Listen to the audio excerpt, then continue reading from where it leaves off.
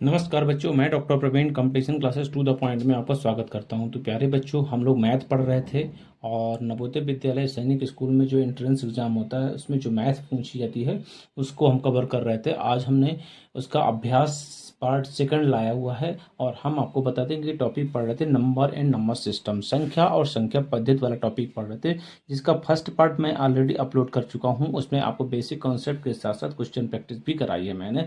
जो एग्जाम में क्वेश्चन पूछे जाने की प्रबल संभावना रहती है और मैं गारंटी देता हूं बच्चों कि जो मैं आज पढ़ाने वाला हूं या फिर इसके पहले वाले पार्ट में जो क्वेश्चन पढ़ाए थे मैंने, उससे एक भी क्वेश्चन आपके बाहर नहीं जाएगा। मतलब 5 क्वेश्चन तो पक्का के पक्का आने वाले हैं। तो प्यारे बच्चों, आप गलती नहीं करना। तो चलो मैं आज एक नए क्वेश्चन के नए पार्ट में शुरू करते हैं क्वेश्चन प्रैक्टिस। देखो बच्चों, एक कुछ क्वेश्चन यहाँ पर मैं ऐसे लाया हूँ जो आपको थोड़ा सा रटने पड़ेंगे। और रटने करने कहने का मतलब है कि कुछ बेसिक चीज़ें होती हैं जो याद भी करनी पड़ती हैं, तो हम आज उनको याद भी कराएंगे ताकि आपको एग्जाम में गलती ना हो। तो चलो एक क्वेश्चन आप देखिए। यहाँ पे क्वेश्चन क्या है कि निम्न में से कौन सा कथन सत्य है, ये आपको बताना है। निम्न में से कौन सा कथन सत्य है, ये वाला क्वेश्चन ही है। तो कौन सा कथन आपको सत्य है? देखिए इसमें एक लिखा, शून्य एक विषम संख्या है। शून्य क्या है? एक विषम संख्या है। शून्य एक सम संख्या है। शून्य एक अभाज्य संख्या है। शून्य ना तो विषम संख्या है और ना ही सम संख्या है। तो चलिए आप इसको बताइए, कमेंट में क्लिक करिए। थोड़ा मैं वेट करता हूँ 10 सेकंड का। तो मुझे उम्मीद है कि आप लोगों ने इसको कवर कर लिया होगा। तो यहाँ पर आपको आंसर बताना होगा। जब मैं इस टॉपिक को कवर कर रहा था प्यारे बच्चों, जो फर्स्ट पार्ट इसका बनाया था, जहाँ पर मैंने आपको बेसिक परिभाषाएं विषम संख्या, सम संख्या, अभाज्य संख्या की बताई थी, वहाँ पर मैंने आपको बार बार बोला था कि शून्य जो है ना तो एक विषम संख्या है और ना ही सम संख्या है और ना ही ये अभाज्य संख्या है। तो आंसर आपका 4 हो जाएगा, डी हो जाएगा। बच्चों दूसरा क्वेश्चन देखो, 11 तथा 21 के लिए निम्न में से कौन सा कथन सत्य है? आपको बताना है कि 11 और 21 के लिए दो वर्ड संख्याएं दी हुई हैं, 11 और 21। तो इन्होंने लिखा है दोनों भाज्य संख्याएं हैं, दोनों सम संख्याएं हैं, दोनों सह अभाज्य हैं और दोनों 3 के गुणज है। तो चलो आप लोगों को मैंने परिभाषा बताई थी भाज्य संख्या की। भाज्य संख्या ऐसा है कि जो स्वयं के अतिरिक्त किसी न किसी संख्या से वह पूरी तरह से कट जाती है। तो क्या 11 किसी से कट जाएगी? नहीं, ये नहीं कटेगी। लेकिन 21 कट जाएगा 3 से, तो 3 सता 21 हो जाएगा। तो क्या दोनों भाज्य संख्या है? नहीं, 11 नहीं कटेगी, 11 खुद एक अभाज्य संख्या है, इसलिए आंसर ये नहीं होगा। दोनों सम संख्याएं हैं। मैंने आपको परिभाषा में बताया था कि सम संख्या वो संख्याएं होती हैं जो 2 से पूरी तरह कट जाती हैं। लेकिन क्या ये दोनों दो संख्याएं से 2 से कटेंगी? नहीं कटेंगी। 2 पंचे 10 होगा और 2 दहम 20 होगा, इसलिए ये भी आंसर आपका गलत हो जाएगा। देखो दो, अब ये चौथा ऑप्शन देखो, दोनों 3 के गुणज हैं। 3 के गुणज मतलब 3 से पूरी तरह से कट जाएंगे। तो क्या 3 से 11 कटेगा? नहीं कटेगा। 3 सता 21 तो ऑलरेडी हम जानते हैं, लेकिन 11 3 का गुणज नहीं होगा, इसलिए प्यारे बच्चों ये आंसर भी नहीं होगा, आपका आंसर 3 हो जाएगा। चलो क्वेश्चन नंबर 3 देखो बच्चों। क्वेश्चन नंबर 3 क्या बोलता है?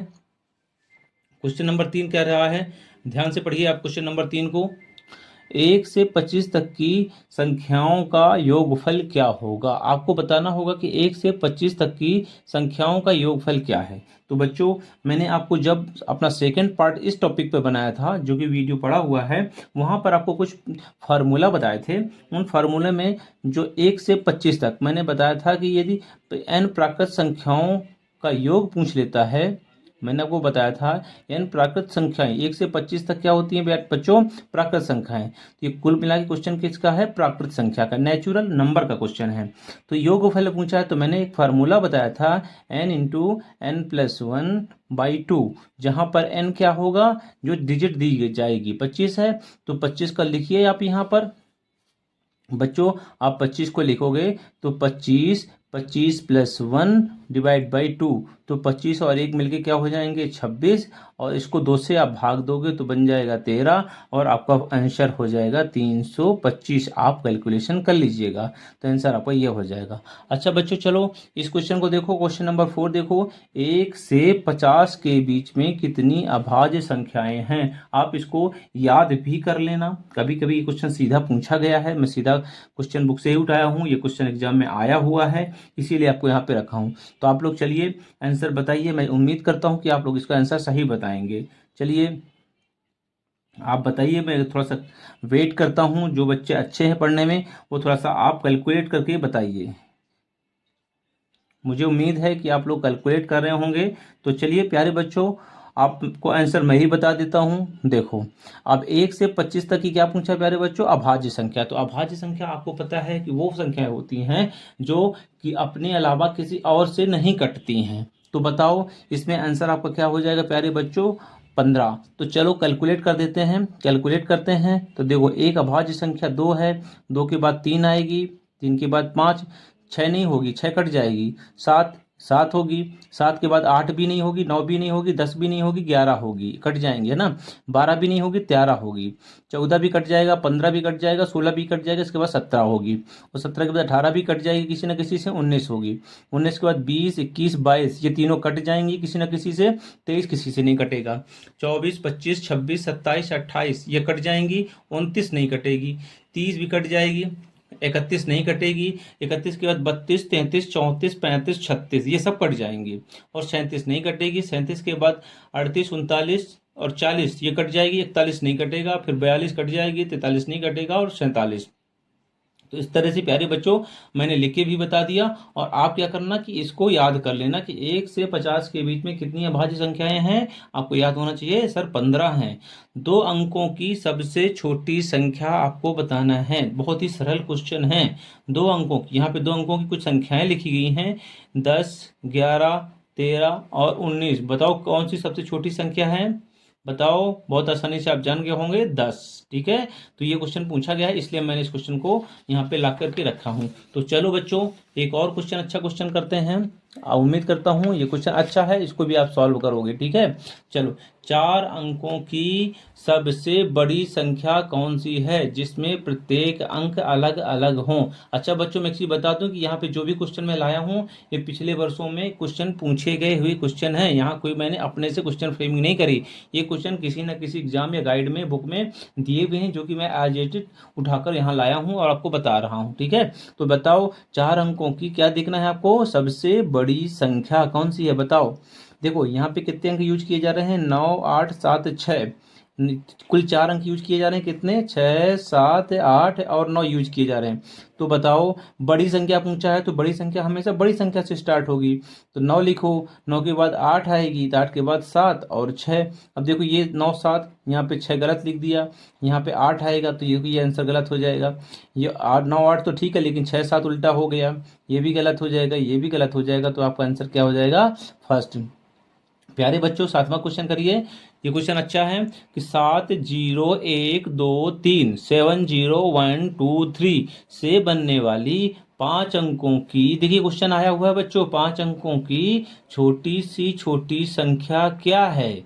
तो बताओ, आपके पास डिजिट है 70123, तो इनमें से सबसे छोटी संख्या क्या बन सकती है? तो हमेशा 0 से स्टार्ट करो तो स्टार्ट होगी, फिर 1, 2, 3 और 7, ये संख्या सबसे छोटी संख्या है। लेकिन यदि आप ऑप्शन देखेंगे तो कोई भी संख्या 0 से स्टार्ट नहीं है। तो देखो, ये संख्या तो 7 से स्टार्ट हो रही, तो ये आंसर हो ही नहीं सकता, क्योंकि 7 से स्टार्ट होगी तो सबसे बड़ी संख्या बन जाएगी। अब आते हैं 1 से, ये भी स्टार्ट होता है, 1 से ये भी स्टार्ट होता है, ये भी स्टार्ट होती है। 1 के बाद 0, 0 इसमें है, लेकिन इसमें क्या आ गया? 2।